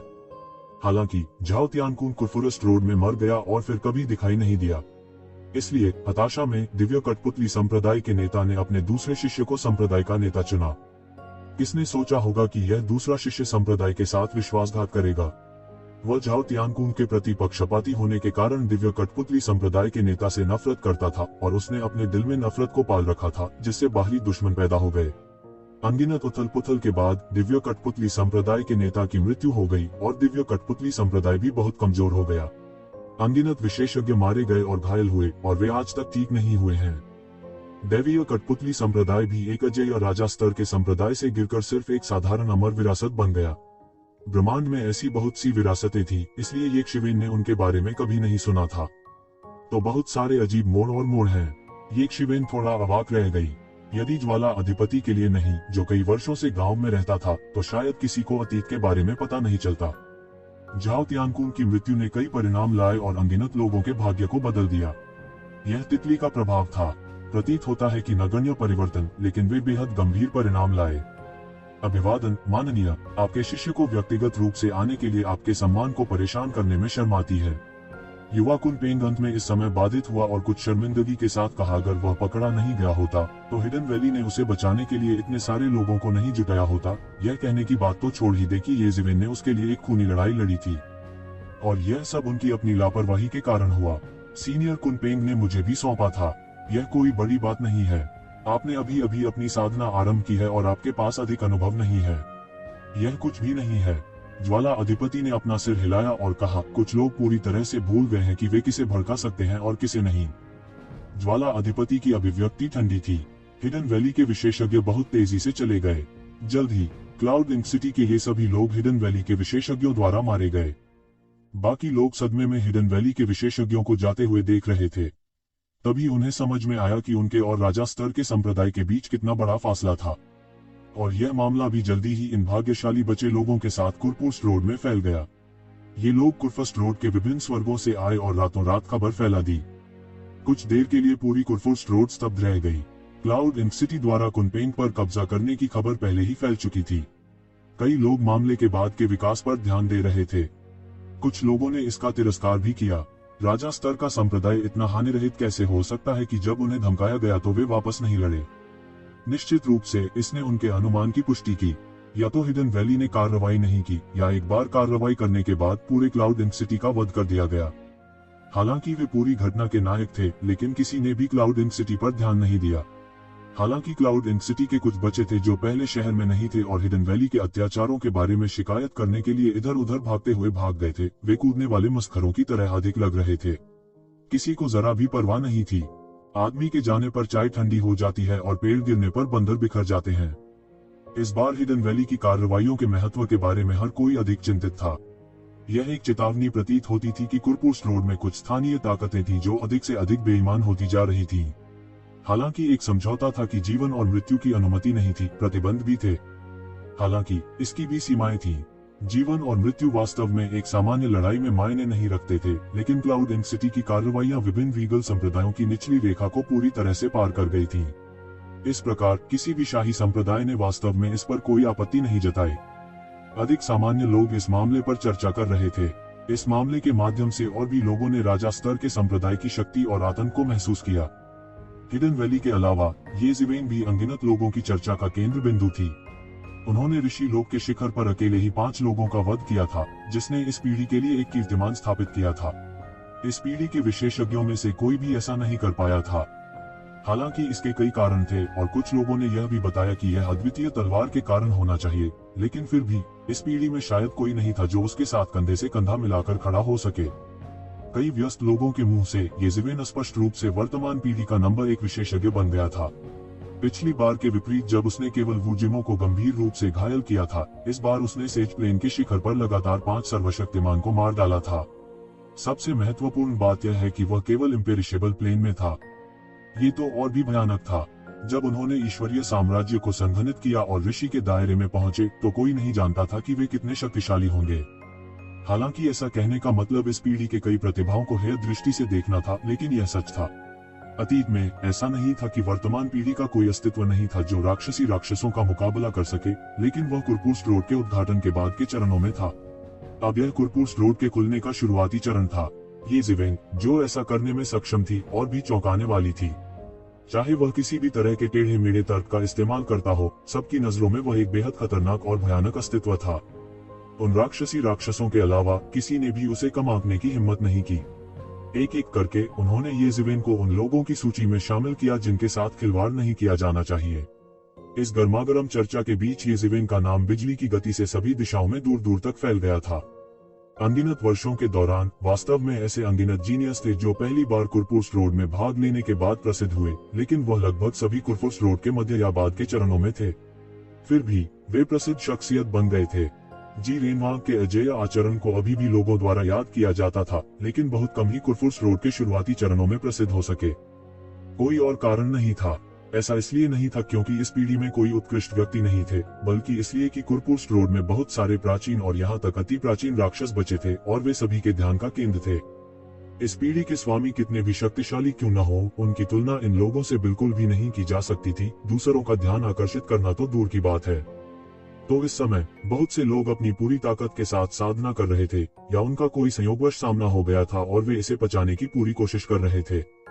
लेकिन फिर भी कुरफुर्स रोड को केवल 1000 साल के लिए ही खोला गया था। उन राक्षसों के स्तर तक पहुंचने में सक्षम होने के लिए जिन्होंने इस 1000 वर्षों में अतुलनीय रूप से लंबे समय तक खेती की थी, शायद हर लाख वर्षों में एक भी नहीं होगा।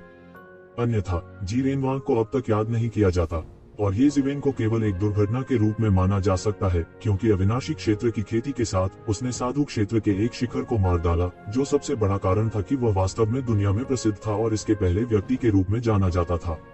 पीढ़ी दूसरे लोग इस बात की परवाह नहीं करते थे कि ये जीवेन उसे मारने के लिए किस तरह से इस्तेमाल करता है, भले ही वह केवल एक बार अपने तुरुप के पत्ते का उपयोग कर सकता हो, यह भी उसकी ताकत का एक हिस्सा था। हालांकि ये ऋषि क्षेत्र के केवल साधारण शिखर थे, फिर भी वे कुरफुर्स रोड में प्रथम श्रेणी के स्वामी थे। इस लड़ाई के बाद ये जीवेन कुरफुर्स रोड में प्रसिद्ध हो गए, और सीमा मार्ग सभी स्वर्गों और लोगों के ध्यान का केंद्र था। कुरफुर्स रोड में प्रसिद्ध होने के लिए स्वाभाविक रूप से वह स्वर्ग और लोगों में प्रसिद्ध हो सकता है। कम से कम यह स्वर्ग और लोगों के उन स्वामियों का ध्यान होगा, और यह अब किसी खास दुनिया की लोकप्रियता तक सीमित नहीं था। लेकिन इसने भी एक शिवेन को तूफान की चपेट में ले लिया। बहुत से लोगों के दबाव में बहुत से लोग ये जीवेन को मारने के लिए उत्सुक थे, और अधिक से अधिक लोग ऊपर उठने के लिए उस पर कदम रख रहे थे। प्राचीन काल से कई राक्षसी प्रतिभाएं थीं जिन्हें दूसरों ने मार डाला था, और जिन लोगों ने इन राक्षसी प्रतिभाओं को मार डाला था, वे बिना किसी अपवाद के कुछ समय के लिए प्रसिद्ध हो गए थे। उन समान प्रसिद्ध दुष्टों की तुलना में ये जीवेन से निपटना बहुत आसान था। कम से कम वह सिर्फ एक मरा हुआ क्षेत्र था। एक सक्रिय ज्वालामुखी में एक सिंदूर पक्षी लावा में गतिहीन पड़ा है। बहुत देर के बाद इसने अपनी आंखें खोली और इसके शरीर पर आग की लपटें गीजे की तरह भड़क उठी। लावा एक विशाल ईश्वर साम्राज्य में परिवर्तित हो गया। काफी देर के बाद आखिरकार सिंदूरी चिड़िया ने उसे दूर रख दिया। मुझे उम्मीद नहीं थी कि ये जीवेन जितना मैंने सोचा था उससे ज्यादा मजबूत होगा। इस दौरान उसका सामना एक आकस्मिक घटना से हुआ होगा। पर्पल ब्लू लोड्स फ्लेम के अंतिम बिट को परिष्कृत करने के बाद मैं अपने भाई को खोजने के लिए ऊपरी स्वर्ग में जाऊंगा। अगर ऐसा ही चलता रहा तो मैं उस आदमी से पीछे रह जाऊंगी। जू यानेर को वह युवक याद आ रहा था जिसने सभी राक्षसी प्रतिभाओं को पार करने का दावा किया था। अहंकार की तुलना में उनके चेहरे के भाव को आत्मविश्वास के रूप में वर्णित किया जा सकता है। उसने अपने जीवन में अनगिनत कट्टरपंथियों को देखा था, लेकिन उससे जो भावना मिली वह उस तरह का अहंकारी कट्टर नहीं था। शायद एक दिन मैं बिग ब्रदर के साथ कंधे से कंधा मिलाकर खड़ा हो पाऊंगा। उसके दिल में अपने कुकर्मी भाई के साथ कंधे से कंधा मिलाकर खड़े होने में सक्षम होना पहले से ही मूल्यांकन का उच्चतम स्तर था। उसी समय एक पहाड़ पर एक सुंदर आदमी हवा में पालथी मारकर बैठा था। अनगिनत तलवार आभा उसके शरीर के चारों ओर गश्त कर रही थी, धीरे धीरे एक विशाल ईश्वर साम्राज्य का निर्माण कर रही थी। आखिरकार मैंने कुछ ताकत हासिल कर ली है। जल्दी या बाद में मुझे फिर से राजा की उपाधि से सम्मानित किया जाएगा। ये जीवेन, मुझे वह अद्वितीय अशुभ तलवार प्राप्त करनी चाहिए। अगर ये जीवेन ने उसे देखा होता तो वह पहचान जाता कि यह व्यक्ति कोई और नहीं बल्कि जून डिंगटियन था। कई साल बीत चुके थे, लेकिन जून डिंगटियन उदास नहीं थे। इसके विपरीत वह छलांग और सीमा से आगे बढ़ रहा था। वह एक दिव्य राजा का पुनर्जन्म था। जैसे जैसे उसकी साधना अधिक गहरी होती गई, उसने धीरे धीरे अपने पिछले जीवन की स्मृतियों को पुनः प्राप्त किया। अधिक से अधिक स्मृतियों के साथ उसकी साधना गति तेज और तेज होती गई। हालांकि उन्होंने इस बारे में कभी किसी को नहीं बताया था। यहाँ तक कि सामान्य लोग भी यही सोचते थे कि वे एक साधारण ईश्वर के अवतार थे। हालांकि यदि वह केवल एक साधारण ईश्वर का अवतार होता तो निश्चित रूप से हिडन वैली के उच्च अधिकारी उसे महत्व नहीं देते। हिडन वैली के शिष्य के रूप में उन्हें युद्ध की विस्तृत रिपोर्ट भी प्राप्त हुई। ये जीवेन पर ध्यान देने वाले अन्य लोगों की तुलना में उसने ये जीवेन के हाथ में अद्वितीय अशुभ तलवार पर अधिक ध्यान दिया। हालांकि कोई नहीं जानता था कि वह शुभ तलवार कहां से आई थी। लेकिन ये शिवेन के लिए अमर साम्राज्य के शिखर पर एक संत को मारने में सक्षम होना स्पष्ट रूप से सामान्य नहीं था। इसके अलावा उसने तलवारबाजी में साधना की, इसलिए उसके मन में तुरंत एक योजना थी। एक प्राचीन समुद्र की गहराई में एक ठंडी अभिव्यक्ति वाले एक व्यक्ति ने तलवार से एक विशाल जानवर को आधे में काट दिया। सेज प्लेन का वह शक्तिशाली जानवर इस आदमी के एक भी वार का सामना नहीं कर सका। उसने गहरे पीले रंग के कपड़े पहने थे और उसकी भौहें उसके मंदिरों तक पहुंची थीं। वह बेहद खूबसूरत था और उसकी आंखों में चमक थी। दुनिया में नंबर 1, कितना उबाऊ है। जी रेनवांग, मेरे भाई, मेरी प्रतीक्षा करो। एक दिन मैं सभी को बता दूंगा कि जी कबीले में केवल मैं ही नंबर 1 हूँ। उसके मुंह के कोने पर हल्की सी हंसी थी। उसने समुद्र में जानवर के भीतरी भाग को निगल लिया और उसके शरीर में जादुई शक्ति बढ़ गई। धिक्कार है, इस युग में कोई नायक नहीं है। मुझे विश्वास नहीं हो रहा है कि यह बच्चा प्रसिद्ध हो गया। आकाश में तैरते एक विशाल और भव्य महल में वू जियू ने उसके सामने एक हथेली से मेज को तोड़ा। खबर सुनते ही वह उसे मार डालना चाहता था। वह मूल रूप से अपनी पीढ़ी के सबसे होनहार युवा नायकों में से एक थे और अपने भाई के साथ राक्षसों की श्रेणी में प्रवेश करने वाले व्यक्ति के रूप में जाने जाते थे। अंत में वह येजिवेन से हार गया और उसकी प्रतिष्ठा गिर गई। उसने येजिवेन का शिकार करने के लिए अपनी सारी शक्ति का इस्तेमाल किया, लेकिन येजिवेन न केवल बच निकला बल्कि पूरी दुनिया में प्रसिद्ध हो गया। अब उन्हें दुनिया में नंबर 1 के रूप में भी जाना जाता था। वह इसे लेते हुए कैसे ले सकता है?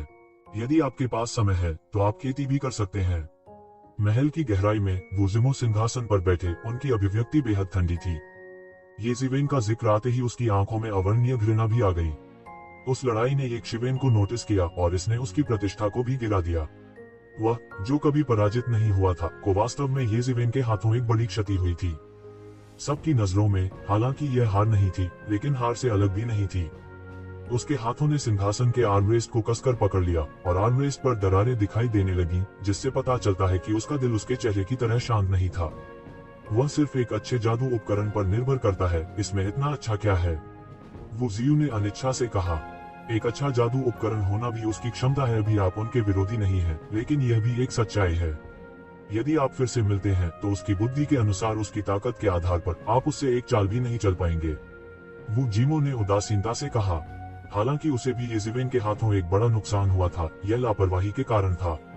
चूंकि वह अपना तुरुप का पत्ता जानता था, ये शिवेन के लिए उसे धोखा देना इतना आसान नहीं होगा। अगर वह उसे धोखा नहीं दे पाता तो उनके बीच का फासला अभी भी बहुत बड़ा था और वह निडर था। धिक्कार है, मैं तैयार नहीं हूँ, वू जियू ने गुस्से में कहा। मैं एक गुप्त क्षेत्र के बारे में जानता हूँ। यदि आप इससे जीवित निकल सकते हैं तो शायद आप उससे मुकाबला कर सकते हैं, वू जिमो ने कहा और उसने वू जियू पर नजर डाली। वू जियू अचानक खड़ा हो गया और बोला, धिक्कार है, मुझे विश्वास नहीं होता कि मैं उस अभिशप्त इंसान जितना अच्छा नहीं हुआ। वह सिर्फ एक साधारण व्यक्ति है, उसकी तुलना मेरे साथ कैसे की जा सकती है? वू जियू वास्तव में इच्छुक नहीं थी।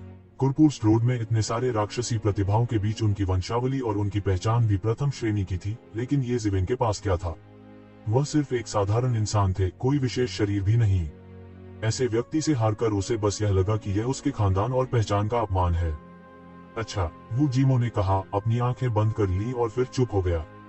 और कुरफुरस रोड की गहराई में एक गुप्त क्षेत्र के सामने येवुडी और मकबरे का गुलाम बूढ़ा एक के बाद एक आया। यंग मास्टर, स्वर्गीय न्यायालय द्वारा छोड़ी गई प्राचीन पुस्तकों के अनुसार एक बार स्वर्गीय न्यायालय की एक राक्षसी प्रतिभा थी जो यहाँ गिर गई थी। आपको उन राक्षसी प्रतिभाओं के खिलाफ लड़ने का अवसर प्राप्त करने के लिए उनकी विरासत प्राप्त करनी चाहिए और भविष्य में भी बड़ी आपदा में स्वर्गीय न्यायालय की महिमा के लिए लड़ना चाहिए। कब्र के गुलाम बूढ़े व्यक्ति की आवाज थोड़ी कर्कश थी और उसका शरीर ऐसा लग रहा था थोड़ी लाश की हुई। हाँ, येजिवेन की प्रगति इतनी तेज है कि मैं उससे आगे निकलने वाला हूँ। मैं अगली बार बंद कमरे में प्रशिक्षण लूंगा। वैसे मैंने आपसे पुनर्जन्म घास के बारे में पूछताछ करने के लिए कहा था, यह कैसा है? ये वुडी ने सिर हिलाया।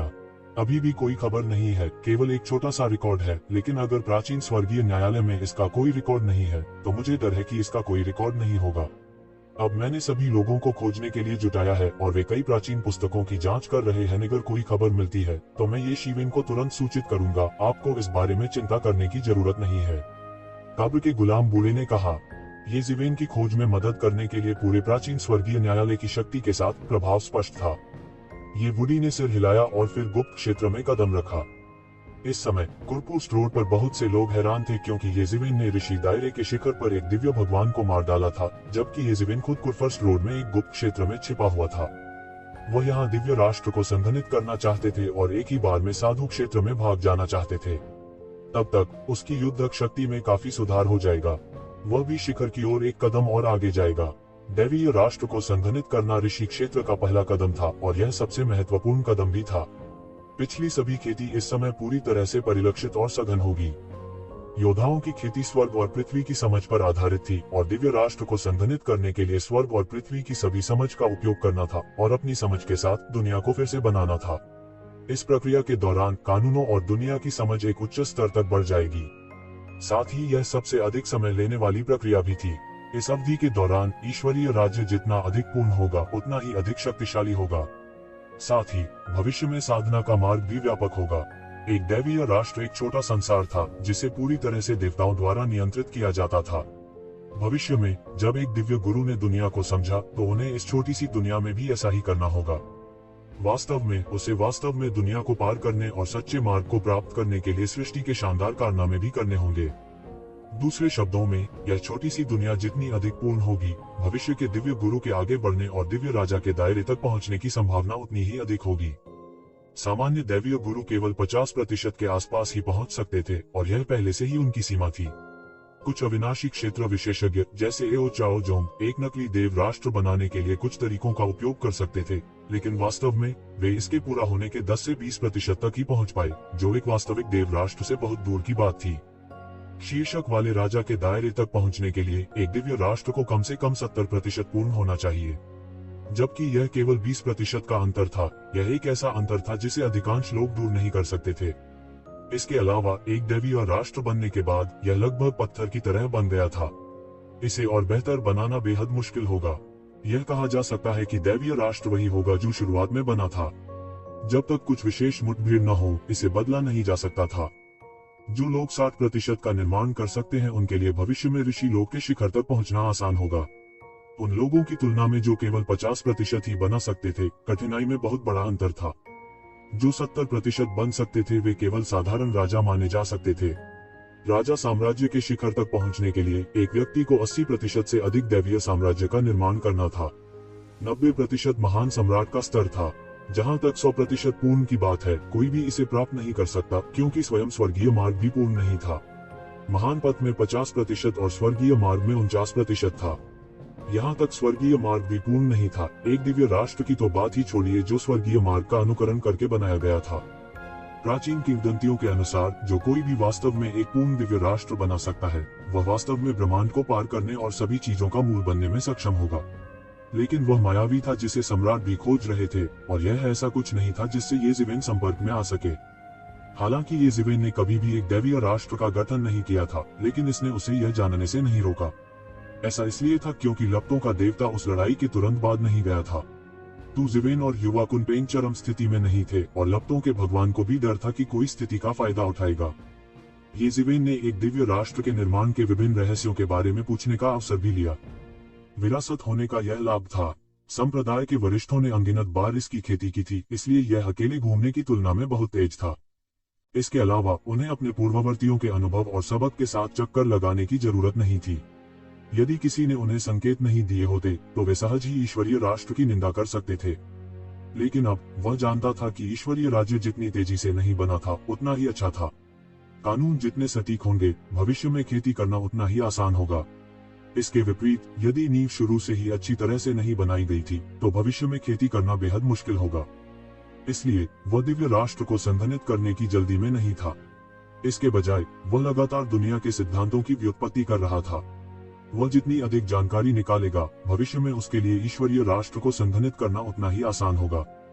हालांकि ज्वाला भगवान ने कुछ नहीं कहा। येज़ेवेन के मन में अपनी योजना थी। वह एक बार में 90% दिव्य साम्राज्य को संघनित करना चाहता था ताकि वह सम्राट की सड़क पर हमला करने के योग्य हो सके। एम्परर्स रोड की लड़ाई में लंबा समय लगेगा। हालांकि नींव डालने का काम अभी शुरू होना था।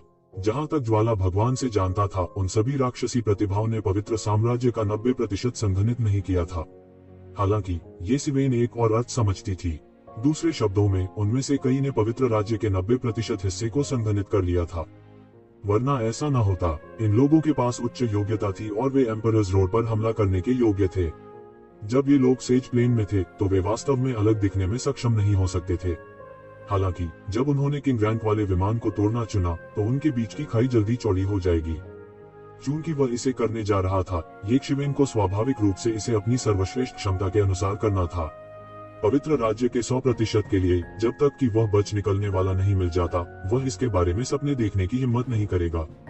इसके अलावा अगर वह वास्तव में 100% पवित्र राज्य को संघनित कर सकता है, तो यह अब एक दिव्य राज्य नहीं होगा, बल्कि एक वास्तविक दुनिया होगी।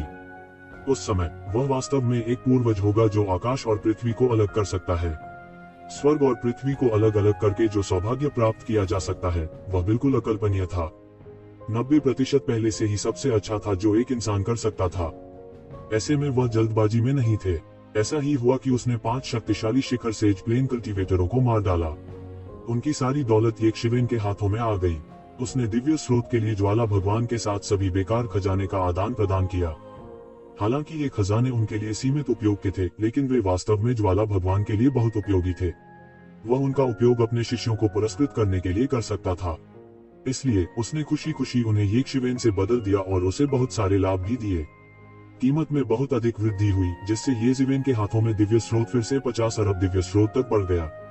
नींव के रूप में इन दैवीय स्रोत के साथ येजिवेन में भी अनंत स्वर्गीय मार्ग कानूनों को निकालना शुरू करने का आत्मविश्वास था।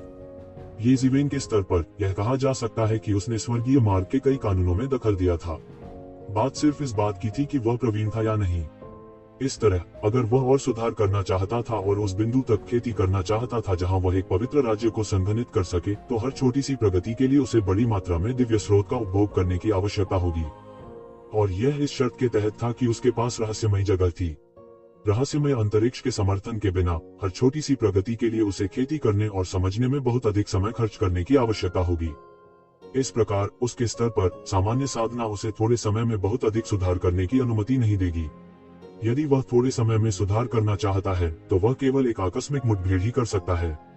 एक आकस्मिक मुठभेड़ ने उसे छलांग और सीमा से उस स्तर तक सुधार करने की अनुमति दी जिसकी उसने कल्पना भी नहीं की थी।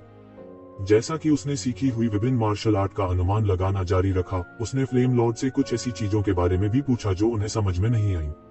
ज्वाला भगवान ने भी उसे वह सब कुछ बताया जो वह बिना रुके जानता था। ज्वाला भगवान के लिए यह उनके द्वारा सीखी गई मार्शल आर्ट को सत्यापित करने का एक अवसर भी था।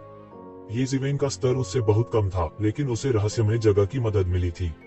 ऐसे में वह कई चीजों को बहुत गहराई से देख पाते थे।